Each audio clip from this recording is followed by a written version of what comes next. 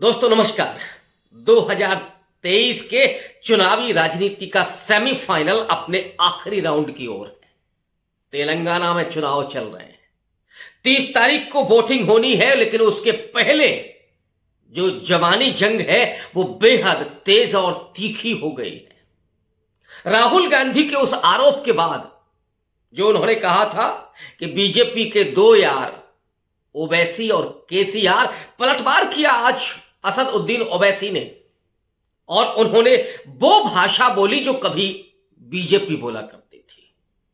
तो क्या ये ओवैसी की बदहवासी में निकला हुआ बयान है या वो सोची समझी रणनीति का हिस्सा है?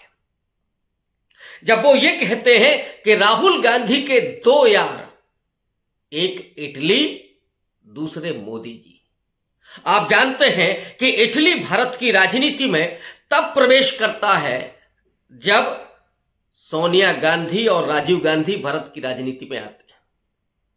राजीव गांधी के समय जो कथित रूप से एक घोटाला आया था, उस घोटाले में सोनिया गांधी को बेहद बदनाम किया गया था, बोफोर्स घोटाला। लेकिन उसकी जांच में न तो राजीव गांधी का कहीं हाथ निकला और सोनिया गांधी की तो बात ही अलग है। फिर जब राजीव गांधी की हत्या के बाद, उनके असैसिनेशन के बाद, सोनिया गांधी भारत की राजनीति में प्रवेश करती हैं और अध्यक्ष होने के बाद बड़ी सफलता हासिल करती हैं।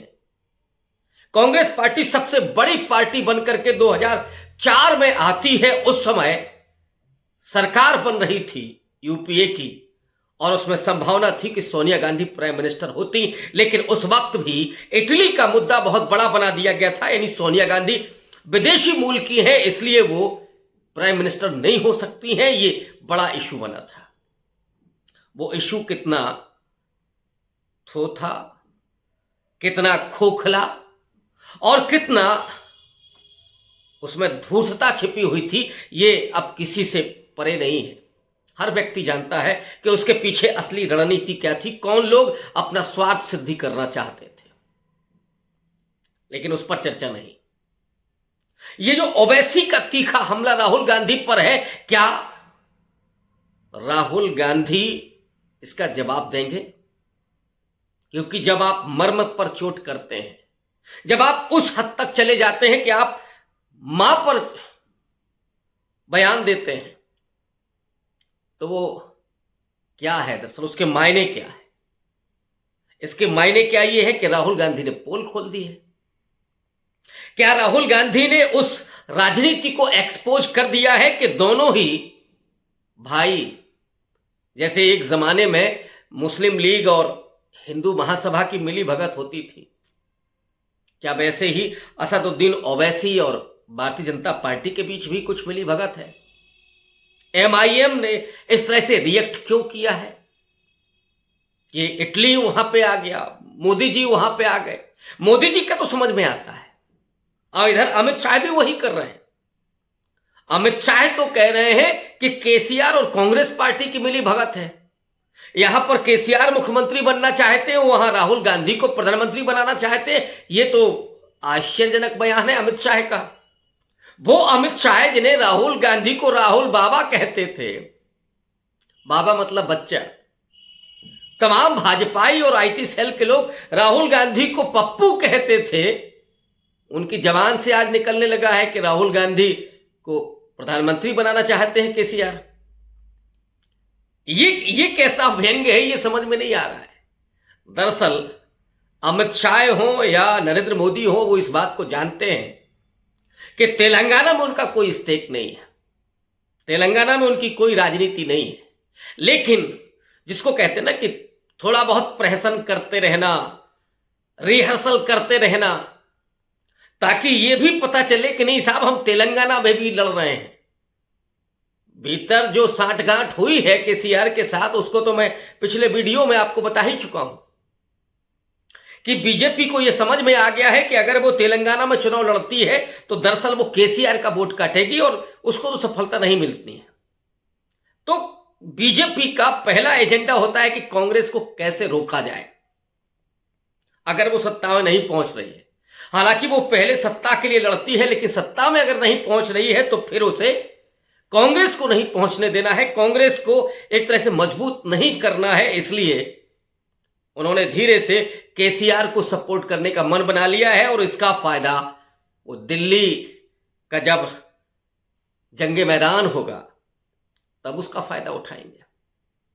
तो ये दरअसल वो रणनीति का हिस्सा है कि जिसमें मिली भगत हो लेकिन दिखाई ना पड़े, लोगों की आंखों में धूल झोंक दी जाए। 13% अल्पसंख्यक आबादी है तेलंगाना में, और वो आबादी जहां पर एमआईएम अपना बहुत बड़ा दावा कर सकती है, लेकिन एमआईएम को यह पता है कि तेलंगाना का जो मुस्लिम है वो उनके साथ नहीं है। इसीलिए वो केवल 9 सीट पर चुनाव लड़ा रहे हैं 119 में से। और आज प्रियंका गांधी पर भी हमला किया ओवैसी ने। ओवैसी ने कहा कि प्रियंका गांधी कहती हैं कि हम यहां पर, यानी एमआईएम यहां पर मौजूद है, लेकिन 9 सीट पर ही चुनाव लड़ा रहे हैं। तो ओवैसी ने बड़ा व्यंग्यात्मक लहजे में कहा कि अम्मा हमने 100 सीटें तो छोड़ दी है आपके लिए। तो ये क्या है?